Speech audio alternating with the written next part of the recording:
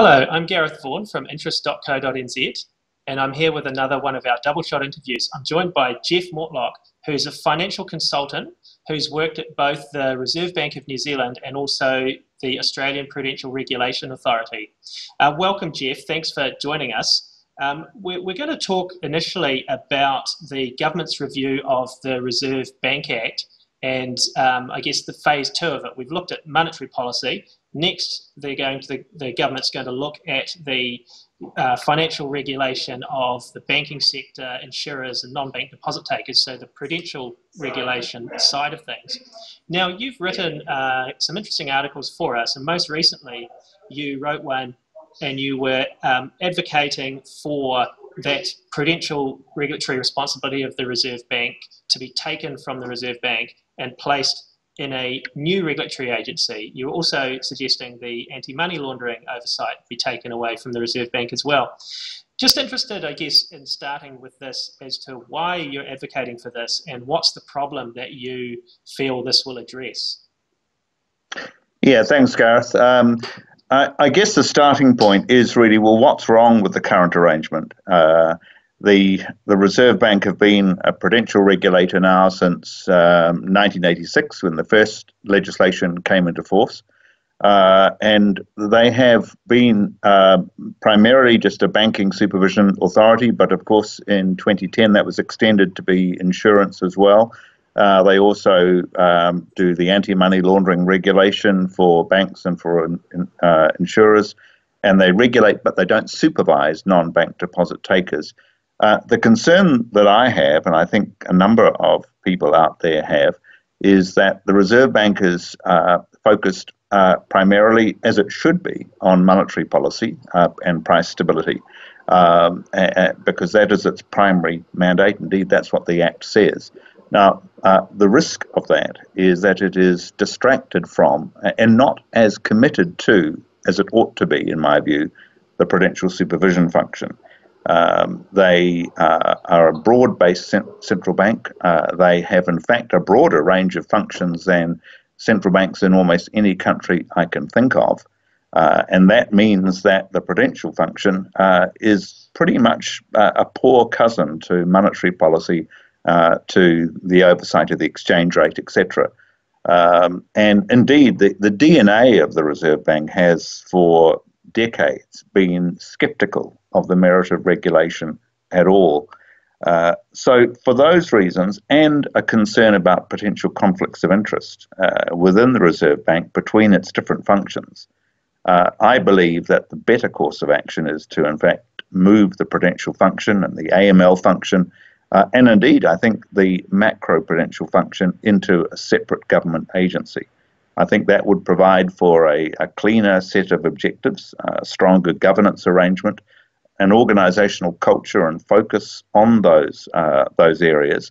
It would remove conflicts of interest with the broader range of functions that the central bank has, and it would remove, I believe, the concentration of power, the excessive concentration of power that currently exists within the Reserve Bank.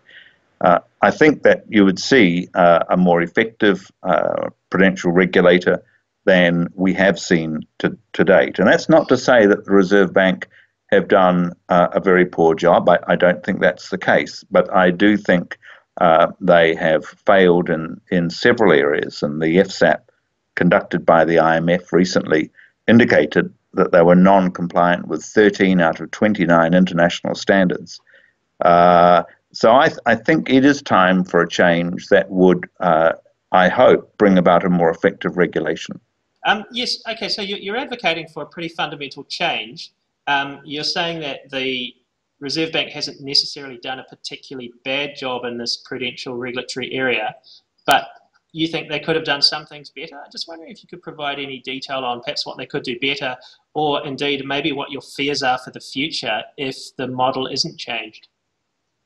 I think the areas where they could improve are really in what they call the regulatory discipline pillar. So as you know, they have a three-pillared approach to supervision: market discipline, self-discipline, which is bank corporate governance, and regulatory discipline. in an article that I wrote for interest.co.nz, I observed that, in my view, each of those disciplines needs to be strengthened, but the one that needs to be strengthened the most is the regulatory one. And that's because, unlike any supervisor out there in the wider world, the Reserve Bank has eschewed any notion of on-site examinations. So they don't go into a bank and assess the loan book, the adequacy of risk management systems, the adequacy of their provisioning for asset quality. They're therefore very poorly placed to assess banks' capital adequacy, their adequacy of liquidity. And that means that there's a great deal of reliance put on the disclosures.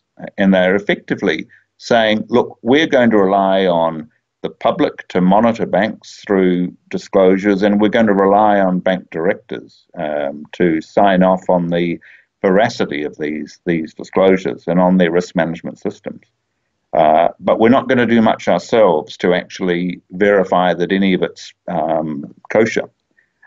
So I think that's the big failing.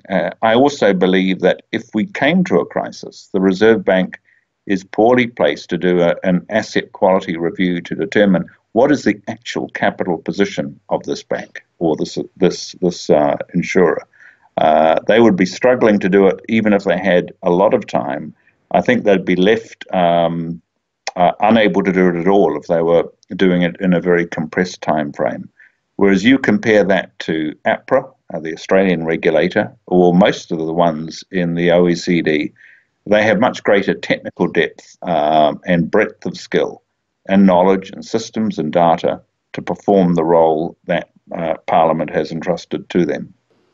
Now, the model you're advocating obviously is the one that Australia has with APRA, the Australian Prudential Regulation Authority, having those prudential responsibilities for banks. Obviously, in Australia at the moment, there's the high-profile Royal Commission on Financial Services going on and some fairly unpleasant stories coming out of that for bank customers.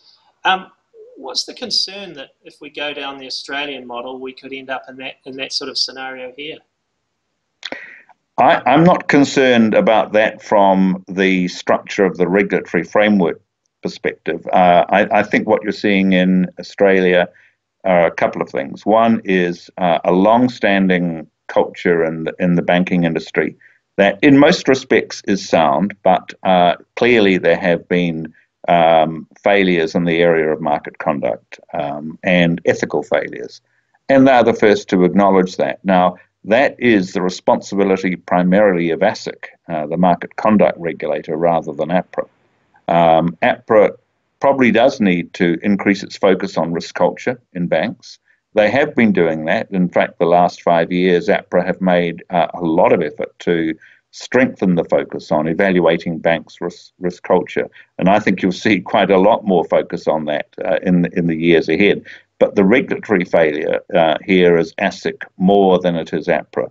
So I don't think that by advocating for moving prudential regulation out of the Reserve Bank of New Zealand and into a separate regulatory authority, that we are at risk of, if you like, importing the failings of the Australian regulatory system. I don't see that as a risk.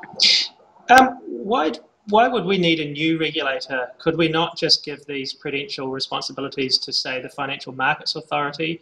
Or why not maybe just say, hey, APRA, can you guys do it? Because, you know, your banks dominate 90% of our banking industry anyway. Well, on the FMA, I think they are far better placed to focus just on market conduct regulation.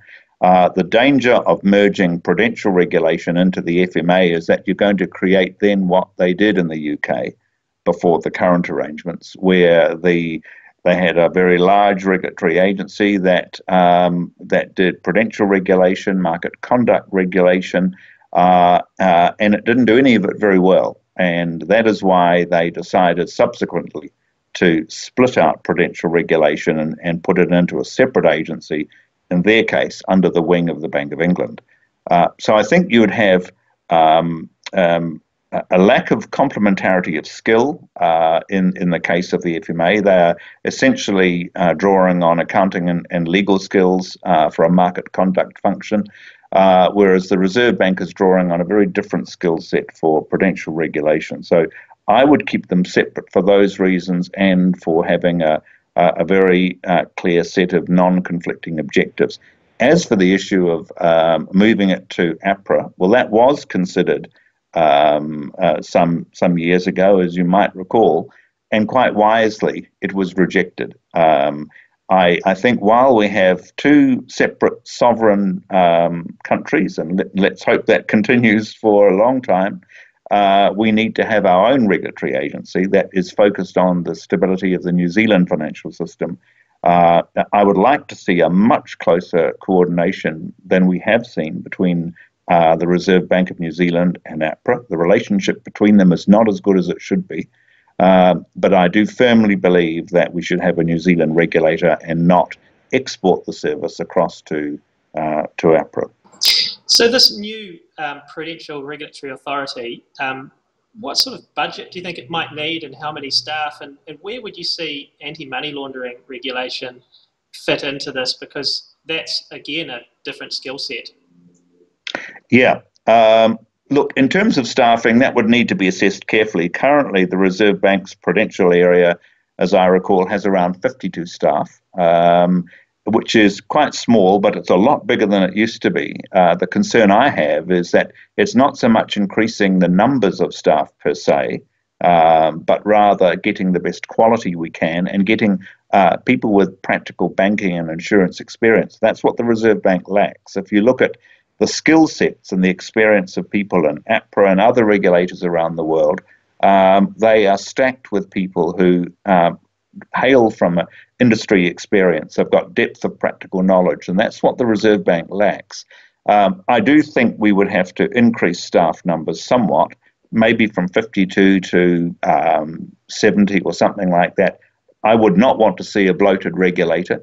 The budget, I think, would not be much greater than it currently is. There'd need to be some administrative staff.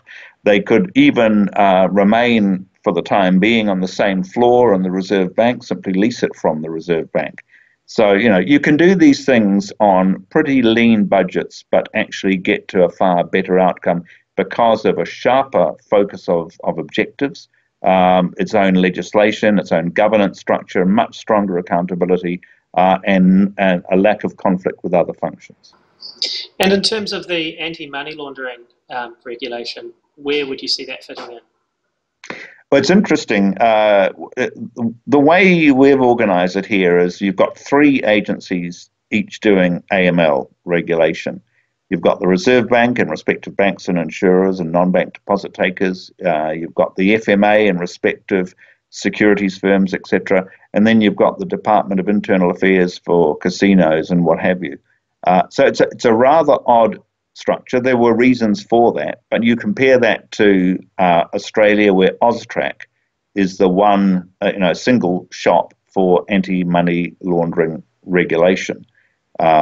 So I think I would favour having all of the AML functions brought into this new regulatory agency because they're complementary functions. They draw on similar skill sets, with some differences, but broad similarity. I actually think it would be more efficient to have all AML in the one regulatory agency and make that this new one that I'm talking about. That would reduce costs for the FMA and for the Department of Internal Affairs. So I think you'd find cost savings overall from doing that. So you'd have your 70-odd staff doing prudential regulation, and then you'd have your AML staff brought in from the existing three regulators to do AML. Is that what you're suggesting? Yeah, that would be my first best solution. I think you'd get scale and scope economies from doing that, and sharper accountability and greater consistency of AML regulation across those different sectors. Because I think you'll find that when the international assessors of AML systems come to evaluate our country, one of the points they'll make is that, look, you've got three regulators, each doing their own thing. Yes, there are similarities in their approaches, but there are also major differences. It would be a lot more efficient, I think, if they were brought under one roof.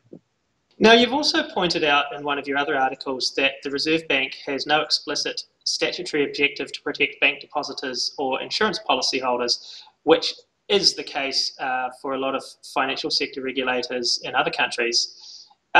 Would you like to see this change, and how and what exactly should change? I'd like to see a much clearer statement of what the policy objectives are for the financial regulation function.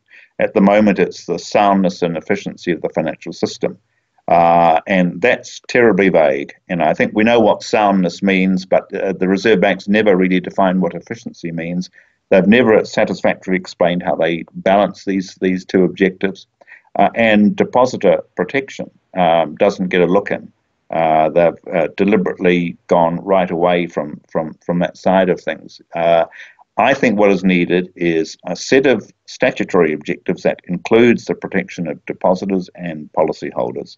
Now that is not the same as saying they should be insulated from loss completely in a failure situation. Maybe we could come on to that when we talk about deposit insurance. But what I am saying is that the focus of supervision should be on soundness or stability of the financial system, counterbalanced by efficiency, but with an explicit protection of depositors and policyholders woven into that. And what I'd like to see, in fact, is a framework under which the Minister of Finance periodically sets a statement of policy outcome in those areas where he or she would flesh out the details of what those policy objectives actually mean, what the performance metrics would be for them. And I would like to see a much, much stronger monitoring of the achievement of those objectives by an independent agency such as Treasury. At the moment, there is a woeful lack of that. So you're not, just to clarify, you're not necessarily advocating that we introduce a deposit insurance scheme such as the one Australia has? No, I am. I wouldn't quite do it the way Australia has. I do it slightly differently. Theirs is a post-funded scheme, so it's funded initially by the Australian taxpayer, and I don't favour that model. What I'm saying, I guess, are two things. One is I would like to see an explicit depositor protection function woven into the supervision role so that the supervisors have a much, much sharper focus on what they're actually doing and why they're doing it. Secondly, I think we do need a deposit insurance scheme in this country. We are one of the very few countries in the advanced world now without one. And we have a Reserve Bank that has an open bank resolution policy. And I don't disagree with some aspects of that. Because I don't want to see taxpayer bailouts of banks any more than they do. But they've got the worst of all worlds. They've got an open bank resolution policy that would apply haircuts to depositors and no protection for mum and dad depositors who have no show of really protecting themselves. Let's be realistic about that. Now, the Reserve Bank talks about a de minimis exemption from the OBR, but they're only talking about $500, maybe $1,000 per account that would be exempted from a haircut. And Adrian Orr talks about, well, that would give them sandwich money. I don't think they need sandwich money. I think they need money to pay the mortgage, to pay the rent, to keep the kids at school, and to pay the medical bills. So I think that what we're talking about is something very different from the bare bones de minimis exemption that the Reserve Bank is talking about. We're talking about a properly funded, structured deposit insurance scheme that provides a meaningful level of protection to depositors. And importantly, would apply to small banks as well as the larger ones, whereas OBR only applies to the larger banks. So if you had the failure of a very small bank or a building society or a credit union, currently the Reserve Bank has no mechanism at all to provide depositors with quick access to their funds, and there is no mechanism at all for any protection of small depositors. So the current situation is deeply unsatisfactory. In your view, what might be a meaningful level for deposit insurance? I would keep it much lower than the Australians. As you know, Gareth, the Australians have set theirs at 250,000 Australian dollars per depositor per bank. Now, it's important to note that's not per account, that's an aggregated single customer view balance per depositor per bank. But it's still very high, and internationally it's very high. If one looks at Europe, it's 100,000 euro per depositor per bank. And I think that is even quite high.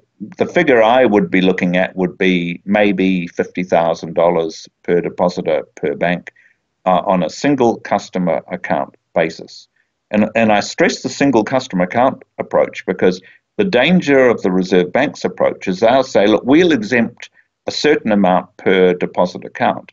Well, there's nothing to stop you and me and anyone else from then saying, okay, we're going to create 100 new deposit accounts in the one bank, spread our deposits across those 100 accounts, be exempted for up to $100,000 or more because they don't apply a single customer view. Well, that's crazy. So I think a deposit insurance scheme properly structured is a far more satisfactory approach. Now, just finally, Geoff, we've obviously seen some very interesting developments here in New Zealand in the last couple of weeks off the back of the Australian Royal Commission. We've had the FMA and Reserve Bank, well, it appears to be led by the FMA, but certainly involving the Reserve Bank, effectively telling our banks here in New Zealand to prove they're better behaved than their Australian counterparts. Just wondering, I guess, firstly, what's your take on this action from our regulators, and what do you think will ultimately be the outcome of it? The action that they took, to me, came across as rather desperate and driven as much by being seen to be doing something rather than having been proactive in the first place. Now, this is an area that probably the Reserve Bank shouldn't have been as actively involved in as the FMA. It's primarily an FMA responsibility. And so I think the initial stance of the Reserve Bank was, look, we see no issue here. This is an Australian problem, not a New Zealand one. Next thing, they're rushing in to be seen to be doing something. I feel that the better approach would have been to have a structured periodic evaluation of banks' market conduct, and not just banks, other financial institutions as well. That would be primarily an FMA responsibility. The Commerce Commission have a role there as well. They could do it through periodic audits. I don't think it needs to be a heavy-handed approach at all. My sense is that there are significant differences in culture between the Australian parent banks and the New Zealand subsidiaries and the banking system here generally. But it wouldn't surprise me if we do have some elements of the same problem, but on a much smaller and less severe scale.